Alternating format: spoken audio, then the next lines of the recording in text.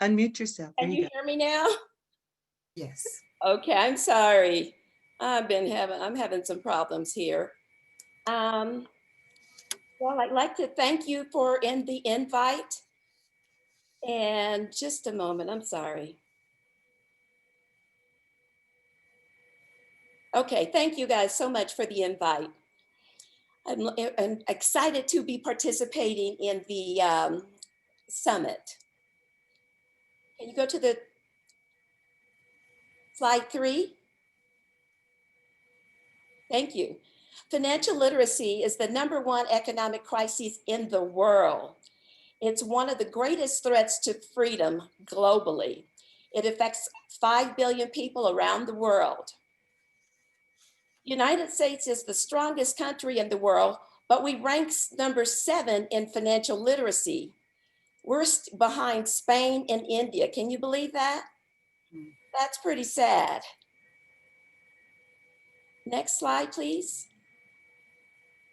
Only 21 out of 50 states require a personal finance course to be taken in high school. Colorado does not require a financial course in high school. Finance is not an intuitive skill, it's a taught skill. Next slide. Handling finances during the COVID. I'm going to cover a little bit about credit card debt and student loans. Credit card debt, be proactive. Ask companies for options to lower your payments with no interest accruing. If you have a good credit score, transfer your balances to a credit card with a 0 balance or your lowest interest balance card. Student loans, currently you can defer payments until January the 1st, 2021. Always, always keep your loan current so it does not interfere with your credit score. And don't let your loan go into default, whatever you do. If you have federal loans, apply for income-driven payments and loan forgiveness programs. This is another area that I can help you or your college graduates with. So if you have questions, please see me. I'd love to talk with you and try and help you. Next slide. Handling finances during the COVID time, prioritize your expenses. And if you're having trouble making mortgage payments, I have some tips for you. Prioritize, pay your critical expenses first. Pay your mortgage and rent to provide safe shelter for you and your family. Food is important to keep your family healthy. Remember, there are local churches, rec centers, various food banks, and pantries. C-Corps is a free food market, and the Salvation Army is also available. I would suggest that you Google search for more. Anyone that's having trouble paying your mortgage, well, 30% of Americans miss their payments in September. 20% are in some form of forbearance program. Ask your mortgage company to be placed on deferment if you need to. Your loan will be placed on hold for 3 months at a time without a penalty. Deferred payments don't go away. At the end of the deferment, you will be expected to make up those payments that you missed. And there are options. You can, some of them are required that you make the full payment that you missed, the total amount, or you may be able to negotiate with a payment plan with your bank. They will extend deferment if you request it for an additional 3 months. So they'll do it in 3-month increments. If you have not heard of a deferment, I have not heard of a deferment program where they extend the term of the loan. Make sure you get the details before you decide to go into a deferment program. They all work a little bit differently. They will send you an agreement, and then you will be signing off that you agree to that deferment, and then you'll need to return that.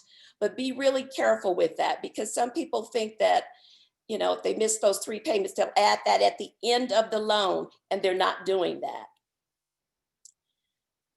handling finances during COVID. Next slide, please.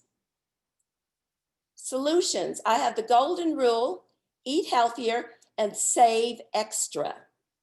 Solutions are to save the extra money and pay your debt down.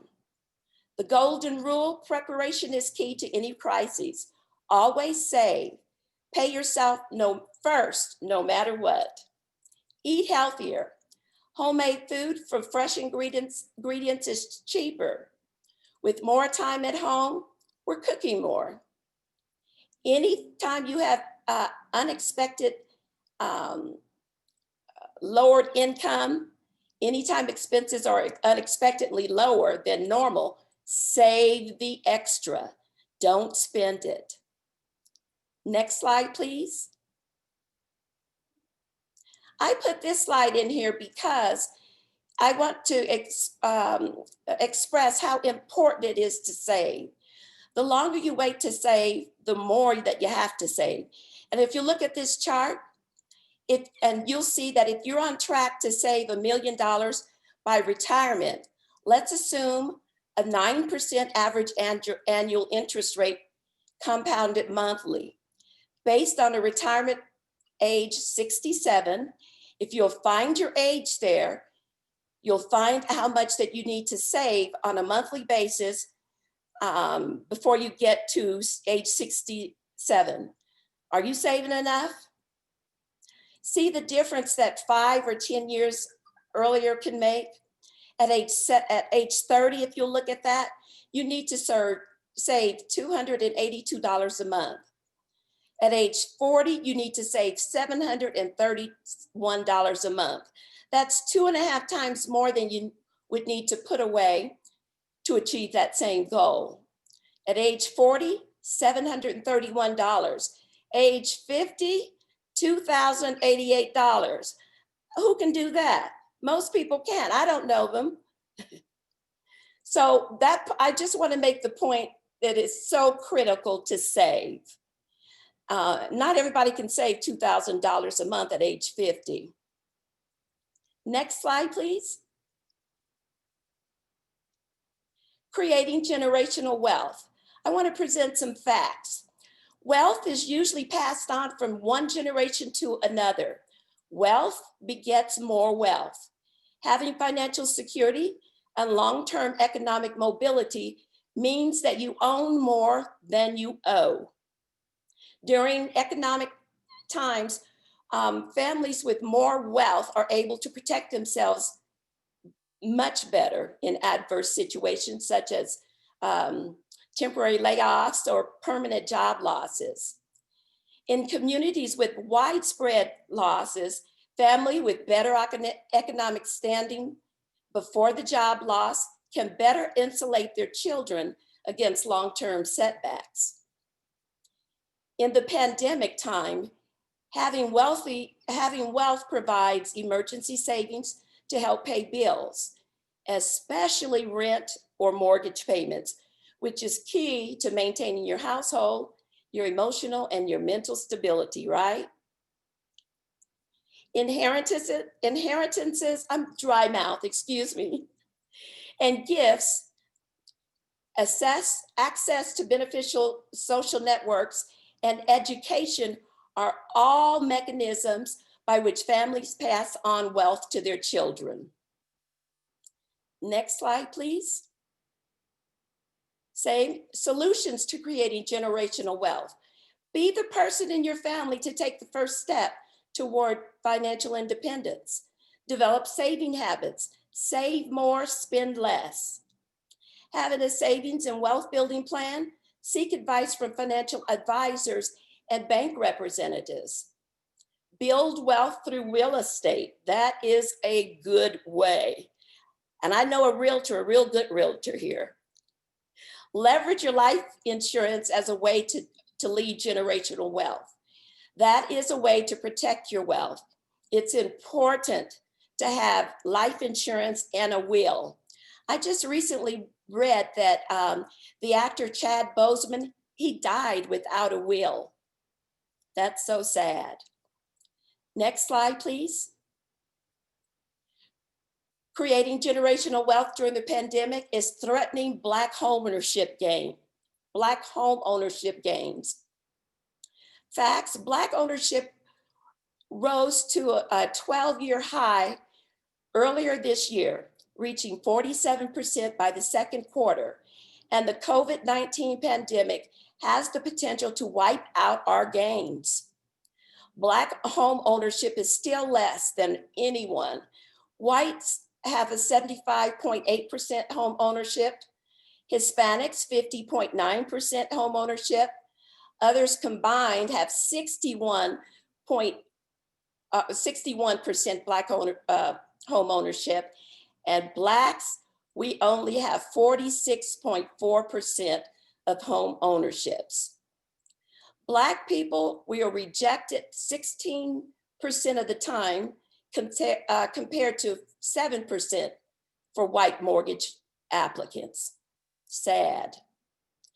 Historically, we have had lower interest scores because we're asked to do more with a lot less. Again, that's creating a wealth gap. Solutions, we need a policy through HUD sanctioned by Congress. FHA loans, which require a minimum down of 3%, they were designed for white ownership. There's a Native American home ownership plan that was passed in the late 80s, early 90s. We need our own African American home ownership plan. NARAB, which is the National Association of Black Realtors, we are working really hard with legislation to get us one. We're also working to get affordable housing. It's becoming more difficult to buy a house in Colorado with our ridiculous rise in prices. I mean, that's great for us homeowners, but that's not good for someone that's just new, coming into the buying market, and very difficult for these young people coming out of school. Colorado's average home price is $397,820. Now that's all of Colorado. Denver's average home price is $489,000. I began my career in real estate in '93. You could buy houses for under $100,000 all day long. I sold plenty $70,000 and $80,000 homes. And I thought I was doing a big deal when I got a client that paid or that made over $100,000, could purchase over $100,000 property. Next, please.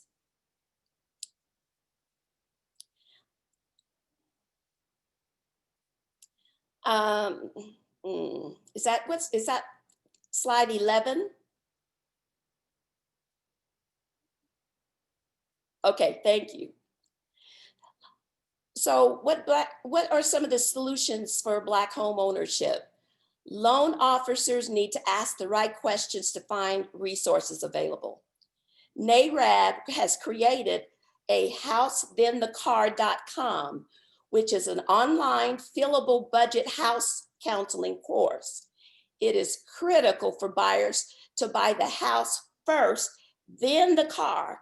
Don't go out there and get that car first and then think you can go on and get a house, because that debt to income ratio is skewed.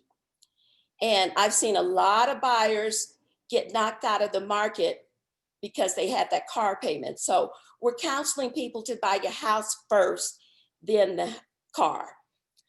Black real estate mortgage professionals need to take the time to educate buyers.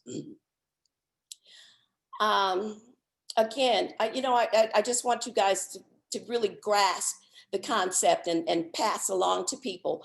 Buy the house first, then the car, okay? Black home ownership is where we build wealth and financial stability. This is where we can create financial wealth and generational wealth. Black millennials need to focus on the American dream of home ownership. NARAB is also working with legislation to get more affordable housing, so people have the opportunity to buy a house with limited income. Now that does come with its own set of issues and requirements. And anyone that wants to hear about that, please check with me and I'll be happy to share. Next slide, please. Credit scores, the monthly payments and credit scores. When buying a house, the lender will pull 3 credit reports from the credit reporting agencies and will use the mid score to determine what your interest rate is. Now that interest rate is going to determine your monthly payment and how much house you can buy. The interest rates today are the lowest in history, but everybody doesn't get that low rate. The only people that are going to get that low rate are people with good credit. The lower your score, the higher the interest rate. Credit Karma and third-party counseling services will offer you ways to reduce your debt and increase your credit scores. Bankruptcy, sometimes we have to do it. That should be your last resort. It's not the end of the world. Your president has done it several times and he's okay. Next, please. Taking control of your income. How do you increase your income? Have a side gig. Find your talents. Provide tutoring or music lessons. Personal chef, shopper, delivery driver, I should say. DoorDash, Amazon, or Grubhub. UPS also, and of course, Uber and Lyft. I understand that Amazon they're paying really good for delivery drivers. Now that we are at home, there are more at-home jobs that are available in a variety of industries. Healthcare, Airbnb, people are turning their basements into Airbnb and making money there. Selling stuff, and also financial services, teaching people how money works. That's what I did, and I'm welcoming you to join me. Next slide, please. Start your own business. Inside every crisis lies a seed of opportunity. The key to making money is problem solving. The bigger the problem you solve, the more you can potentially make. Research on problems that you're passionate about. Brainstorm with other people for solutions. Be a problem solver, a point of resources. Don't live in fear. Come work with me teaching how money works. You do it as an independent contractor, part-time, and you can build to a full-time career if you want to. I love what I do because I can help people. And also in this business, I have the opportunity to create residual income. I cannot get residual income in real estate. Can't do it.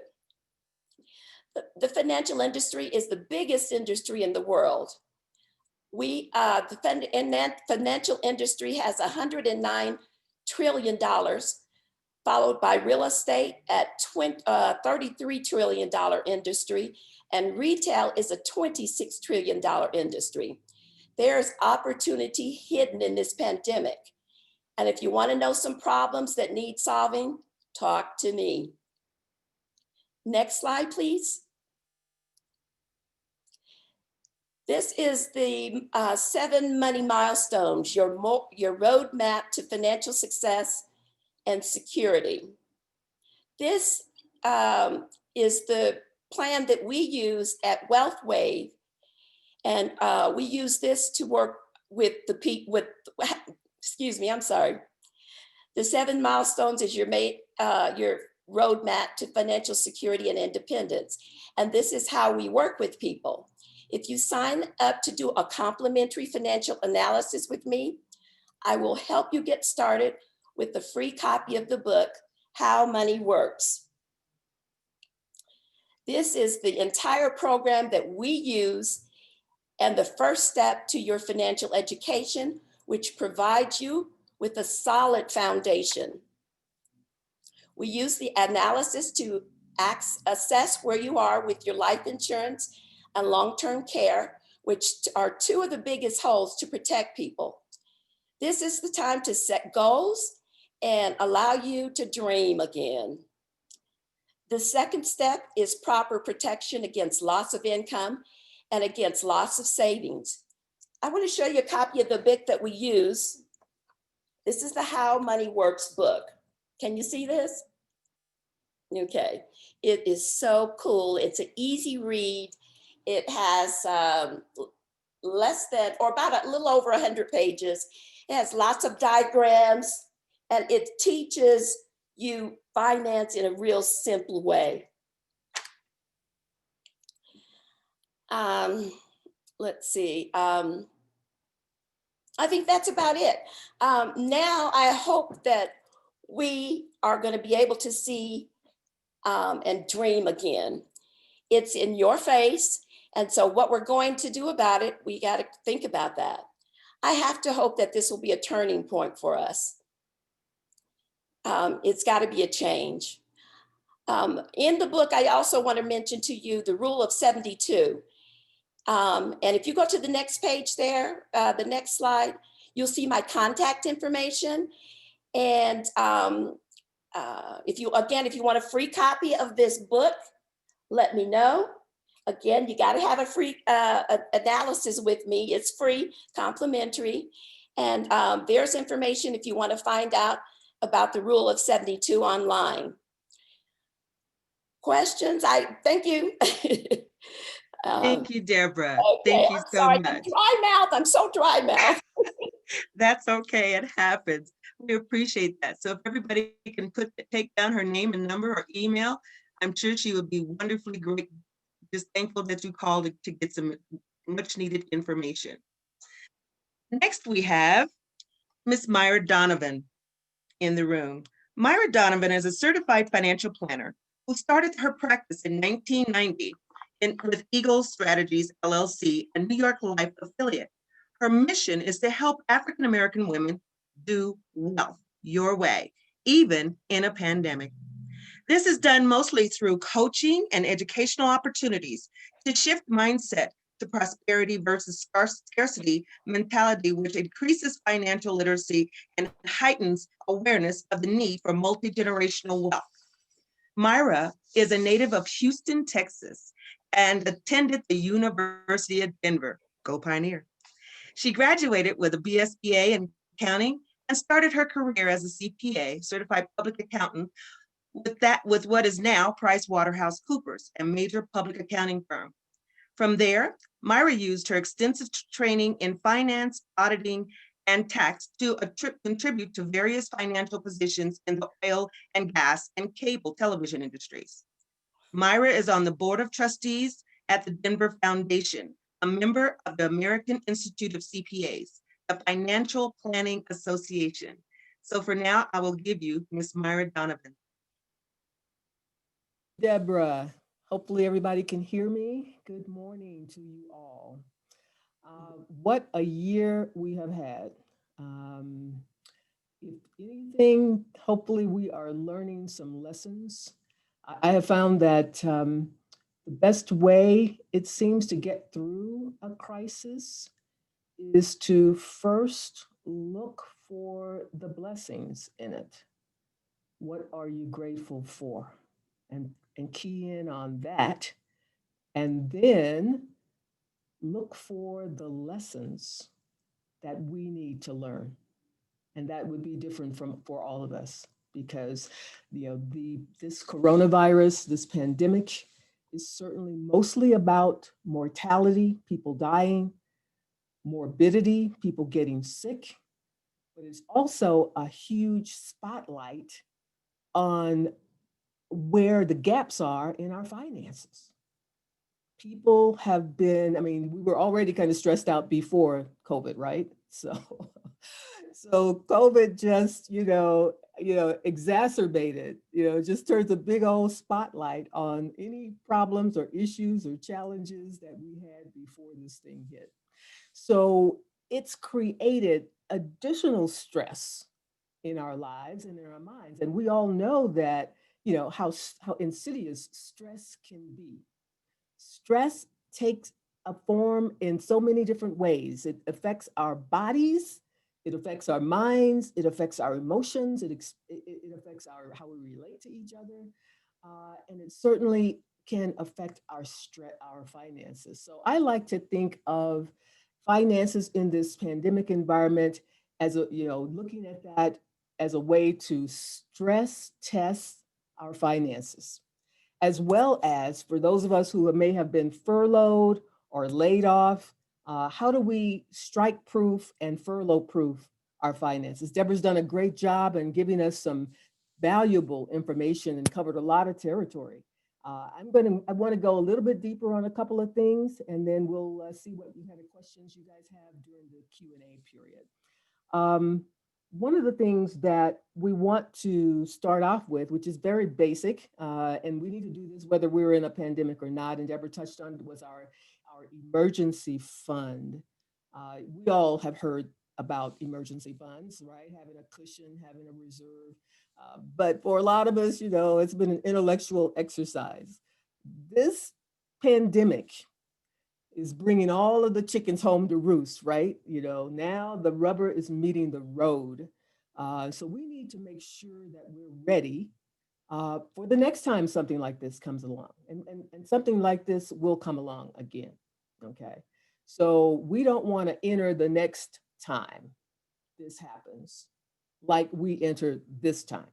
We should be better prepared next time. So the emergency fund, we've all heard about that.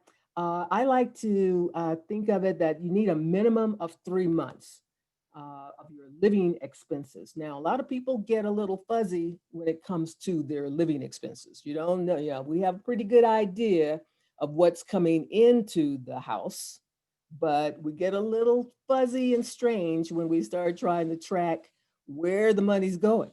A lot of us don't know where the money's going, and that's dangerous. That's a slippery slope because you could end up you're thinking you're the government and doing deficit spending. That's how our credit cards get so high, because we're spending more, way more than what we are bringing in. That is not the way to create wealth. That is not the way to make it through a pandemic. Thankfully, as Deborah has mentioned, there are tremendous resources available for people who have been particularly hit with losing their jobs and needing assistance with food and their finances.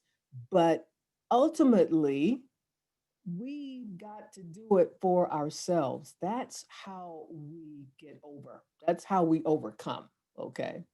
And so 3 month minimum of what your living expenses are. And your living expenses, you really need to take a hard look and a sharp pencil to this, because sometimes the lines between the things we need and the things we want are fuzzy. In a pandemic, some of our luxuries and all of the nice to have stuff needs to be on set to the side, because we want to make sure that we have enough money to cover our basic needs: food, water, shelter, clothes, making sure our family's okay. uh, you know that's what we want to make sure that we have addressed. And then if you find you just can't live without some of the other bells and whistles, then you just factor that in and make sure you have enough set aside to cover that. But so the emergency fund, it also will differ based on whether you are working or whether you are retired. Sometimes when you're working, you need to look at what kind of job do I have and how stable is my job. So if you're in a fairly stable situation, you have a pretty good, and these days, who has a stable situation, right? Well, with a job situation, you never know when they're gonna greet you with "Thank you very much for your services. Have a great life." Um, we need to be ready. But if you're in you've been at your job for a long time, you feel pretty good about it, got a pretty good situation there, then you may be able to get away with less. I think 3 months is a minimum, but you need to, sometimes we recommend 6 months or 8 months as, kind of a general guideline. Um, if you are working in a job where it's not, you don't know what your status is going to be, or it's a seasonal position, or you are in sales maybe, and you have a lot of volatility with your income, then you may need to have a higher reserve. Sometimes we look at and recommend people have a year.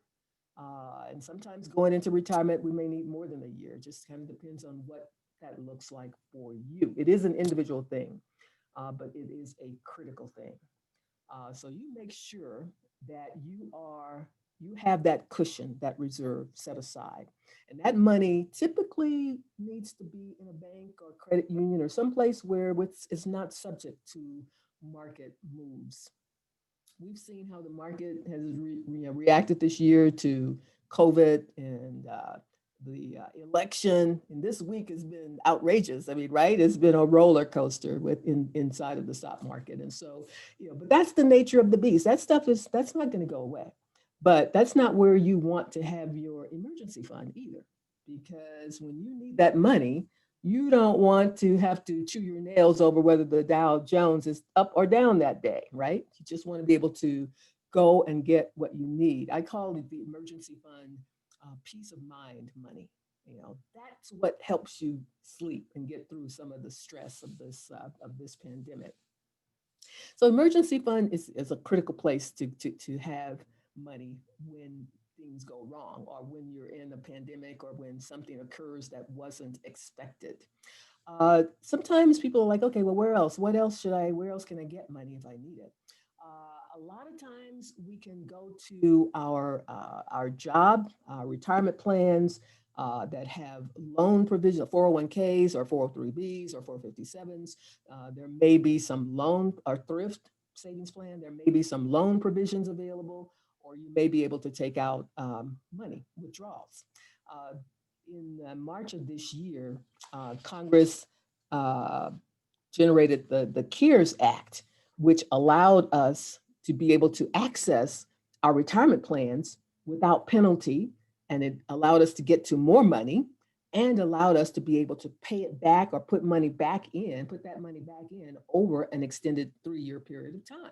So they're making it a lot easier for us to be able to have the money that we need in order to get through these times. And that act covers withdrawals through the end of this year, through 12/31 of 2020. So you want to make sure if you have been affected by COVID, lost your job, whatever, check with the plan sponsor to see what your options are, and then kind of go from there to make sure. Because the thing is, in this arena, when you're trying to look at where can I go to get money, the overriding objective is you don't want to incur any penalties or fees or anything that's going to chew into what your needs are. So you're looking for free and available buckets of money. What do I have? Where can I go to get money? Another source of money, sometimes people forget about, and I have the lawn people in the back. They showed up this morning somehow for Saturday. It must have been a long time since they've been here on Saturday. I don't know. Like, of course, they came today because of this. But anyway, another source is your life insurance policy. So if you have a life insurance policy that has cash value in it, those dollars are readily available to you, should be, either through a direct withdrawal or through a policy loan. It's a great situation because you can pay the money back and restore those dollars so that you can use it again. So if you do have a life insurance policy that has cash value in it, then that's another bucket of money that's available for you to use and access in an emergency situation or when things come up that you hadn't anticipated. Another source is if you have a house and you have equity in the house, you can certainly establish a home equity loan line of credit. Okay, so that means that you can access and tap into your home equity if you need to. Yeah, you got to pay interest on that money, but it's a source of funds that you can tap into when an emergency arises or when things happen that you don't anticipate. So, and certainly if you're 62 or over, or you're retired and you're a homeowner, you may want to look at what a reverse mortgage can even offer you in terms of providing relief with your mortgage payment, as well as providing a line of credit for you to tap into that you don't have to pay back. So you just want to know where the buckets of money to get to are, okay? And certainly if you are fortunate enough to have rich relations, and good friends who will be willing to fund you during your crisis, then congratulations. Most of us don't have that opportunity, so we have to do it the old-fashioned way, which is to do it ourselves and to figure it out. But that kind of covers the cushion arena. If you are working also with this COVID thing, we know people have gotten it. Some people have died. So you want to make sure that your life insurance is in place. You may have life insurance at your job, which is great. If you don't have life insurance at your job, you want to make sure you have coverage on your own, private coverage. You at least want to have enough coverage to cover final expenses. Please do your family a favor. We don't, I always cringe when I see GoFundMe pages set up for people who, certainly they did. I'm sure they did the best they could, but give your family a break. It's an act of love, so that's one less thing that they have to deal with in a crisis like that. It's already an emotional issue and a challenge. So why add financial challenge on top of that? So do the right thing with that. Um, Also, when you are um, working and say in this pandemic, you've gotten COVID, so that means that you're not able to work. So you want to make sure that regardless of whether you're working or not, that you will have, that your income will continue to come in. So that's where your long-term and short-term disability coverages become key. Because what that says is if I get sick or if I get injured and I'm not able to work, will I still have money coming in? That's critical because your bills are not going to stop just because you're sick or hurt or injured or, they typically don't stop. So you need to make sure that you know what the situation will be if you're not able to work because of an injury or an illness. So that's what your disability, and a lot of employers will offer that. If they don't, you need to look at what your options are privately. Um, so with disability also, Social Security is available to you, but Social Security, and you probably know some people who've tried to get Social Security, got turned down flat. They turned down pretty much a lot of people right off the bat. And then you have to go through the appeals process and then you can shake loose a few bucks. But it is still kind of a safety net for you in the event that you get disabled and not able to work and provide the income that you need for that. Um, let's see what else we got here. Um, so I think my time is just about up, but it is important that we be about the business of taking care, getting our financial house in order. I mean, we no longer have an excuse. Our parents and our grandparents did the best that they knew how to do with what they had available. And I'm always amazed when I look back, it's like they didn't have a whole lot, but they managed somehow to save money. They always had money in a handkerchief or somewhere in the house, or, it was amazing. It's like, where'd this money come from? They don't, and then you hear, of course, these days about people who had very average jobs and, were able to give millions as a legacy to a church or a university. I mean, it's all about the savings habit. And so our mindsets, we are uber consumers, our community. We have learned how to spend money very, very well. But now, especially now, hopefully the rose-colored glasses have been cocked to the side, or something to be with this pandemic thing, because we need to wake up. Now is the time to get serious about your finances. Nobody's going to do it for you. We are here. Deborah's here. I'm here. Noreen's here to help you, and we are happy to do that. But we can't read your mind. We can't find you if you're in the corners in the dark. You need to reach out to us. So please feel free. Most of us, we have complimentary meetings, so you don't have to worry about having to reach into your pocket if you want to talk to us. So use the opportunity now to get your ducks in a row. Okay. So I appreciate the attention. I want to give Noreen some time here to do her thing. So thank you very much. Thank you, Myra Donovan. Thank you so much. If you don't mind, would you please put your information in the chat box so anybody can get it and get to you and reach you? Yeah. Thank you I very will. much. And also, you know, if you, my website is myradonovan.com, and then that way you can get, there's a way to contact me through there as well. Okay, if we could put that in the chat so that they can see it. I appreciate it. Thank you. Thank you. Up next, we're going to have Miss Maxine Pryor. Maxine is the founder and president of Max Impact Group, a proposed purpose-driven consulting firm that provides clients with sustainable solutions to improve their bottom line, their corporate culture, and their social impact. She is a gifted strategist who is passionate and skilled at developing socially responsible programs and initiatives that incorporate key elements for the enhancement and advancement of both her clients as well as the community of historical underutilized businesses, hubs, underrepresented communities, and disenfranchised individuals. Very good. A few key projects that Maxine has worked with will include the RTD West Rail Line and North Metro Rail Line projects, Denver International Airport Concourse Expansion Project, and Great Hall Project, CDOT Central 70 Project, and the City of Denver Department of General Services.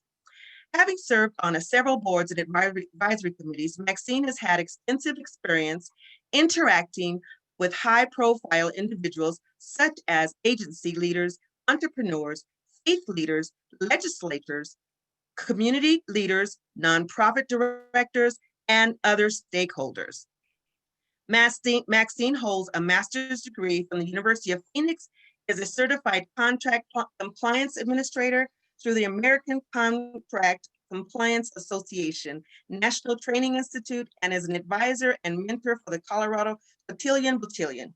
Maxine is the proud mother of 2 amazing children and a mentor and life coach to many, both young and seasoned. Maxine is a servant leader whose motto is, "To whom much is given, much is required." Well, I now give to you Miss Maxine Pryor. Thank you, Ms. Deborah, and thank you so much to the Denver chapter of the distinguished Delta Sigma Theta organization. It is certainly an honor to be here with you all today. Somebody mentioned earlier, Howard University is where the organization started, and I am a former or product of an HBCU myself. I'm a Bennett Bell from North Carolina, one of the original sister school for Morehouse College. So it is great to be among the sisterhood again. So thank you again for the opportunity. As a diversity champion who's very passionate about helping to eliminate and lower barriers for minorities and women-owned businesses, I'm very passionate about assisting organizations with their strategic planning. And though I don't always have that one-on-one, I do a lot of one-on-ones with small businesses, but as was read in my bio, the bulk of my participation will be at the levels where we're instituting or creating policy and regulations and then implementing and rolling them out, ordinances, et cetera, and then being able to help your large organizations that do business with us make sure those initiatives are in place, make sure they're being done, and the outcomes are what we're looking for in terms of equity and inclusion, et cetera. So I'm equally excited, though, to share some insights with you today, because oftentimes when we come to the table, it is a matter of how we're coming to the table that will help determine the opportunities that we get and the opportunities that we don't. So today's theme is empowered to thrive. And what's COVID got to do with it? You know, the financial implications. Ms. Myra did a fantastic job of sharing a number of those implications, and I'm sure the other speakers will do as well. But I wanted to kind of break down a couple of the words. I'm kind of a literal person. So empowered means to give someone the authority or power to do something, or make someone stronger and more confident, especially in controlling their life or claiming their rights. To me, that implies the activation coming from an external source, right? So when we talk about what's COVID got to do with it, listen, if you weren't motivated, if you didn't have self-motivation before, here it is. To thrive means to prosper and flourish, or to grow and develop well and vigorously. To me, that means we're in a constant state of moving forward and not backward. So to summarize those two, basically, due to unforeseen circumstances, you are effectively responsible for your own outcomes during this season. Ms. Myra had mentioned something like that too, and I'm sitting back listening, and I'm like, yes, but don't get too far into what I'm going to say. But we're of the same mindset. The onus is upon us right now to help shape and help determine what our tomorrow is going to look like. So one of the things I wanted to do was ask you ladies, and put it in the chat for me. If you currently own a business, are launching a business, if you have multiple streams of income, or you are neither a business owner or having those multiple streams. So either you put the word own for business ownership, launch for launching, streams, if you've got multiple streams, and then neither, if it's applicable. So I'm hoping to see the chat light up with some interesting comments. And so far, we've got a couple ladies who own multiple streams. Thank you for your responses. All right, we've got one who owns is launching and has multiple. Beautiful, beautiful. So it looks like we've got an audience today who has a good working knowledge. A number of you has a good working knowledge then of finances and conducting business, et cetera. So a couple things I wanted to talk about with you ladies today is in this current climate, how to bolster your efforts and really continue that growth process now that we're in a new environment. So number one is being strategic about your digital marketing efforts. It is very important to make the most of your social media right now. Some of us are adverse to social media, are not very keen on it. I myself haven't been over the past couple of years as keen on it, but it is high time now that we not only identify, but really hone in on who our target customers are and paying close attention to what they're saying and what they're doing online. This is like free market research. And so we want to make sure that even if we're not active and engaging in terms of, posting things and what we're doing, that we're also online and paying attention to what's being said and what's being done. Having a carefully planned marketing campaign is essential right now. Like I said, some women are more comfortable with just kind of having that silent experience and watching what others are doing. But if you're at the point where you're looking to grow your business or wanting to maintain, you do want to have a marketing campaign, and it is very advantageous to have that planned out. Take a look at what is coming up in the next few months and weeks. Is there a celebration? I think the other day we had Immigration Day. The month of September was Workforce Development Day. Last month was Careers in Construction Day, which is applicable to me and what I do, because that's going to help you craft your messaging, your social media posts, et cetera, things like that. So you want to be able to go online, find the calendar of different calendars that share, what's coming up for the month of November or for the year, and kind of start mapping that out. But don't stop there. We have to measure the results and to be able to understand what's working and what's not. We've all heard the mantra that says you can't manage what you don't measure. And so to manage your business and how your efforts are translating into results in sales, revenue, et cetera, you want to make sure that you are you're measuring and paying attention to the direct correlation between what your activities are and what those outcomes look like. And then don't be afraid to make continual improvements. Track your results, and more often than not, online, they've got analytics that can show you, again, how many clicks you've had and what it results in. And you can take a look. Even my daughter, I've hired her to help me with my social media. And she sat me down and was like, Mom, okay, so we posted 3 different posts, and 2 of them were talking about diversity. 3 of them were talking about women in business. You got X amount of likes here. It looks like your audience really favors when you talk about this, that, and the other. So first of all, I've got my own business to run, and standing up a whole new social media line of expertise for myself is not necessarily conducive to my time right now, but being able to have somebody on board that can educate me and show me what that looks like and help kind of shape and some of the strategy that I'm involved in now. So Even if you don't have a close family member, there are a lot of young people right now that are looking for jobs. That's certainly an option for you to help make you more knowledgeable in that area. And then don't forget to be flexible and fluid in this as well.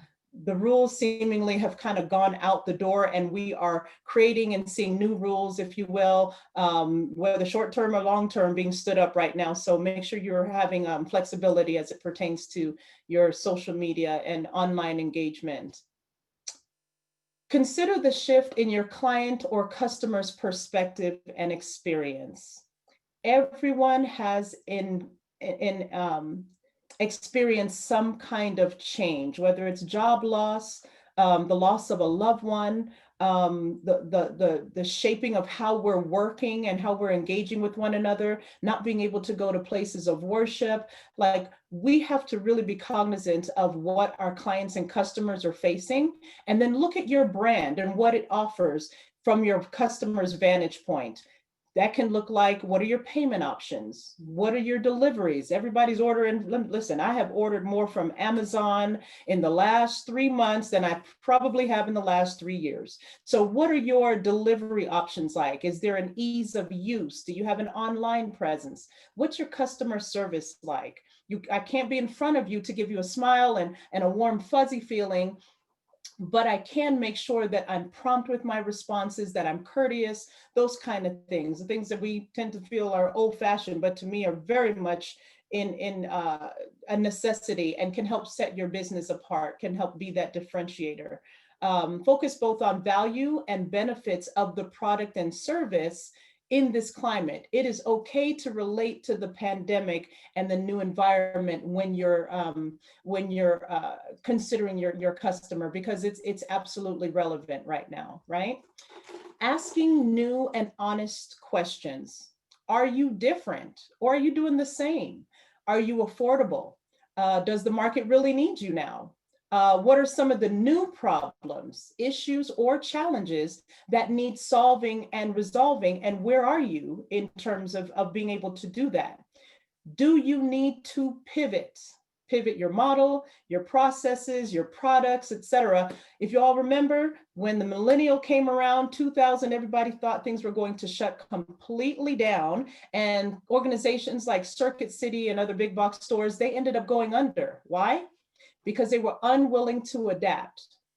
And when you're unwilling to adapt, oftentimes you can get left behind. Brushing up on your virtual business development or virtual selling skills. Just because you're online does not mean that this is any less important or unreal. We've shared how you can do that from the social media perspective, but there are other ways in which you can really hone in and demonstrate this as well. Treat the virtual environment like it is an in-person meeting and prioritize first impressions. I'm going to say that again. Treat the virtual environment like in-person meetings and prioritize your first impressions. A lot of times we find ourselves on meetings now with people who we would never have been in a meeting with. Folks from DC are now joining conversations for diversity and Black Lives Matter concerns. And we're showing up with all these new and different people online in the same platforms. And it's important that you show up as if this were an in-person meeting. Little things go a very long way. And some of those examples include dressing up. I cannot tell you how many meetings I've gone to where folks are in tank tops or just really lax concerning their appearance. And while we're at home, we can't be at home, especially for us ladies. As African American women, we've always known and understood that we have to be twice as good, twice as educated, show up just better than everyone else to the nth degree. That has not stopped in this virtual environment. So dress up.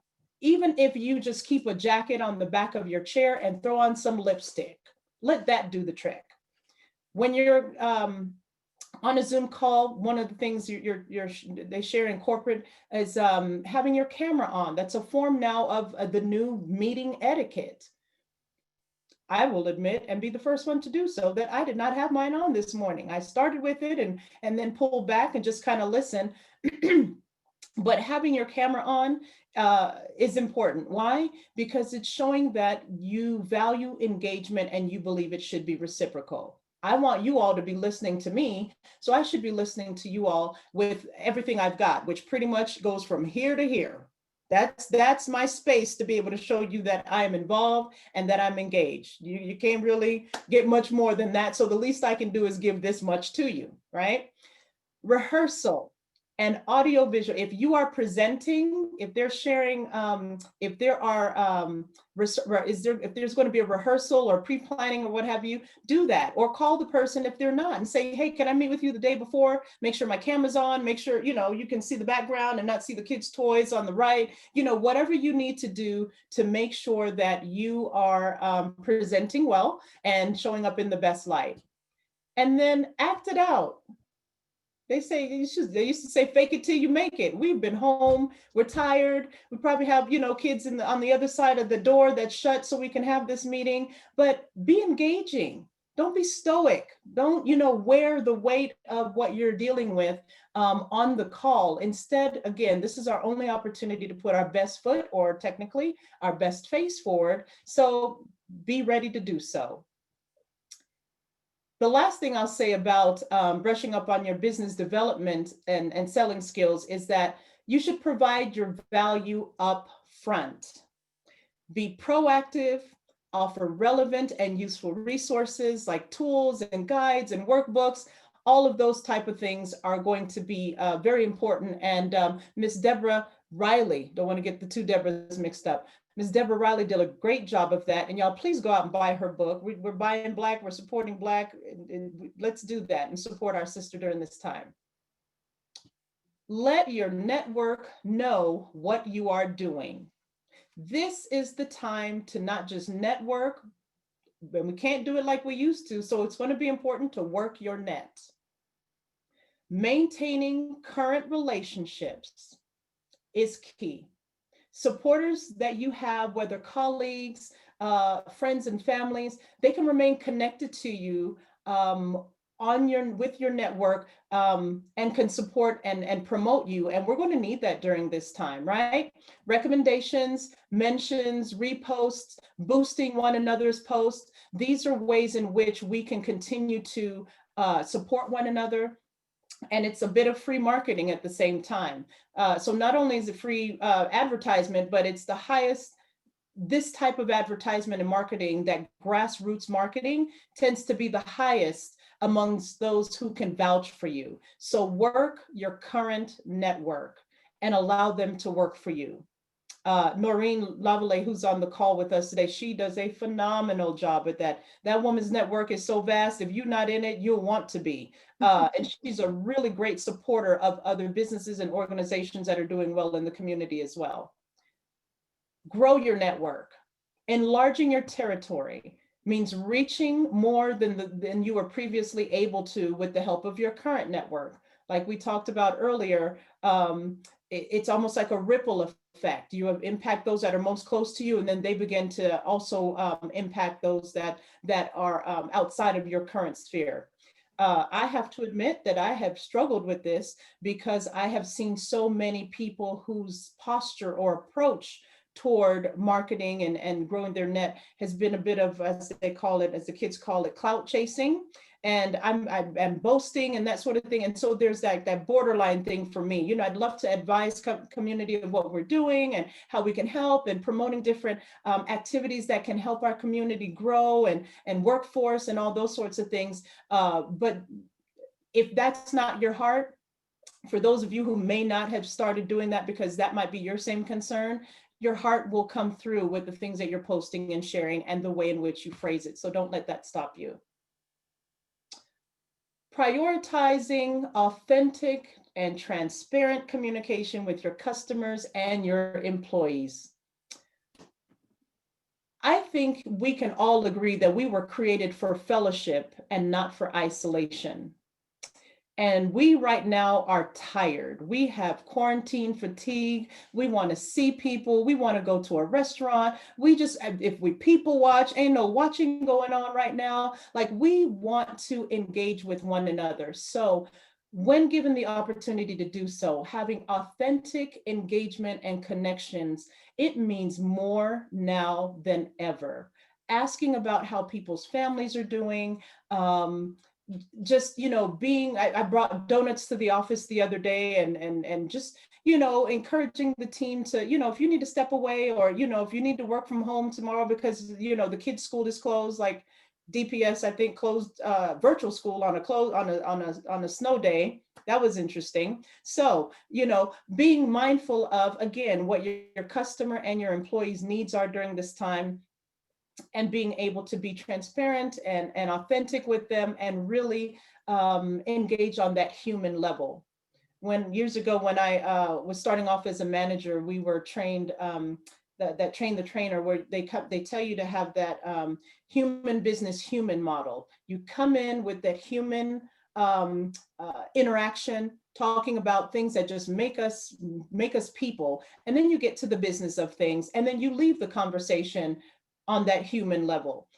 That's going to be very important right now. We're still going to get the business done, but it's going to be imperative that we not neglect the fact that people are hurting, people are confused, people have questions, people are in different spaces, and just taking the time to acknowledge that somehow is going to be important. There's an old mantra that says people don't care what you know until they know how much you care.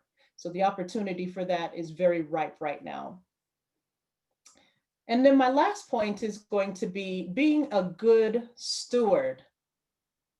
Somebody read in my, Deborah read in my bio, to whom much is given, much is required. We have been truly blessed to be in the United States of America, where if you have a cell phone, a computer, a car, and a place to live, I think we're in like the top 2% of the wealthiest in the entire world. That, and we're constantly kind of chasing the next, well, I don't have this, well, I don't, but we have been blessed beyond measure if we were to look at things from a global perspective. And it is incumbent upon us then to, as Ms. Myra talked about, making sure that we're preparing for the next place. What does that look like? One, that is first and foremost getting out of normalcy bias, ASAP. What is normalcy bias? It's a cognitive, I'll read the definition here. It's a cognitive bias which leads people to disbelieve or minimize threat warnings. Consequently, it causes people to do a couple things. One, underestimate the likelihood of a disaster, when it might affect them, and the potential adverse effect. Second thing is to inadequately prepare for natural disasters, pandemics, and or calamities. And how many of us were caught off guard at the beginning of this year when COVID hit us like it did? We even sat back as the US and watched it run rampant in other countries and still thought, this is not coming to the US, we'll be good. This time around, we know better. We are in the last moments of what I've been calling a Joseph moment, where we have been given the grace and the understanding to know that things have been great for quite a long time, but they are going to change, and we need to be in a place and time of preparation for that. That being said, and just a couple of things, if those of you on the line who have a biblical worldview, the Bible gives us examples of prepping in 3 different ways: the 10 virgins with their 10 lamps, Joseph, and Noah. 3 different ways in which we've been given an example of how to prepare when something is going to come. We can be like others and inadequately prepare, like the 10 virgins.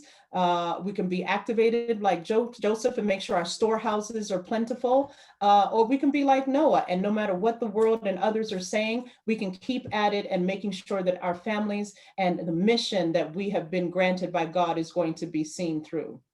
So on the professional side, if you are working, a couple helpful hints: research your organization's standing during the pandemic.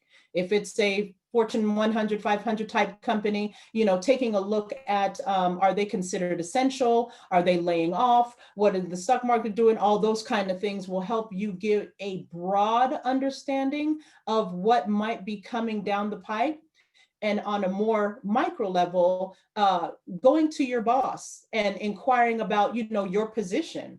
You know, is this a position that could at some point be furloughed, could at some point be eliminated? Is there another opportunity with your skill set to transition or to be cross-trained to make yourself of more value, right? If you own a business, what does your project pipeline look like? Are there sustainable projects in your pipeline? What does the schedule of your current contracts look like? I'm in the construction and transportation field, and we've had a number of small businesses that have been struggling because they were anticipating getting contracts for projects that are no longer happening. We also have had situations where some of them are thriving because they are in construction, they're considered essential. And so they've been called on and been doing very well. So understanding what the environment looks like for your professional realm. Have you obtained small business loans or funding? And what does that look like? For nonprofits, again, have you obtained the funding there? I jokingly told a colleague the other day, I said, it seems like corporate America is throwing money at anything that's Black owned and moving right now. So if you have an organization or a business that needs some support, I don't care if it's an educational, even, was it Cartier had done a program for small women-owned businesses. So there's funding out there. There's funding out there to be had, not just the SBA loans and those things that we've been inundated with messaging about, but there, uncover the other rocks. There are people who are looking for you, looking for what you do, looking for your gifts, your skill sets. Make sure you're looking for them too. On the personal side, it's a challenge, especially for many of us who tend to be single parent households with the mother, the matriarch running the house. It's hard to go to work and have 100% focus and perform well at the top of our abilities when we've got concerns about our home life, our children, whether they're eating, whether, you know, the schooling situation. So it's going to be very important that we not neglect the home in our pursuit of business and making sure that that is on point. There are survival plans out there that talk about making sure that you've got everything from enough rice for, well, let me just say, food products that can that have a long shelf life for a minimum of 3 months. I would say for us, since we're going into the winter months, that we would have it at least 3 to 5 months worth of food products that can sustain our whole household at a minimum for that length of time. Do we have batteries? Do we have all sorts of things? If we look at how we were impacted the first time around with our infrastructure, like, are there going to be people going to the meat plants? Are there going to be people going to Xcel Energy to work? Are there people going to be going to Denver Water? You know, in the event that any of our infrastructure is impacted adversely, do we have backup water systems, or do we have ways in which to make sure that, you know, battery operated devices or generators or different things like that, the things that we typically don't talk about need to be talked about right now. So I would just kind of throw that out there. And if anybody wants some additional information there, you can certainly reach out to me. I'd be more than happy to point you in the direction of where you can find out more about that. And to be honest with you, that pretty much concludes what I wanted to share with you all today. Again, I am super honored to be here with you. And I understand at the end, we're going to be doing some Q&A. So again, I hope you've been inspired and impacted and blessed by something that you've heard today so far. Thank you. Thank you so much, Maxine. That was dynamite. We appreciate that. And then just to say, well, the cameras were off because we wanted to be uniform. And we didn't want to distract anybody. We wanted everybody to see your beautiful face. But when you said that, you see we all pop back on. So thank you very much. Next, we're going to give Noreen Lavalas. And Noreen is a regional vice president for Operation Hope, the largest financial literacy company within the United States. Noreen has over 20 years of financial experience, having held positions in banking from assistant vice president, risk management, business analysis, trainer, auditor, credit analyst, underwriter, marketing analyst, and lending manager, while also having an extensive overall financial expertise. She has managed high-performing business teams and also has a strong marketing background, having attended the University of Phoenix Bachelor's of Organizational Management. Noreen has also holds certifications in the following: financial coach, advocacy coach, professional trainer, credit counselor, Six Sigma life and life coach. She is currently on the board and member for several organizations and also works to stay community focused. Her joy is her many, many grandchildren, her children, along with her love for reading. Welcome, welcome, welcome, Noreen. We look forward to hearing what you have to say. And also, we'd like to have everyone know that questions for all of our panelists, we are asking for them in our Q&A, because after Noreen, we're going to allow everybody to ask your question. Thank you. And now we have given you Noreen.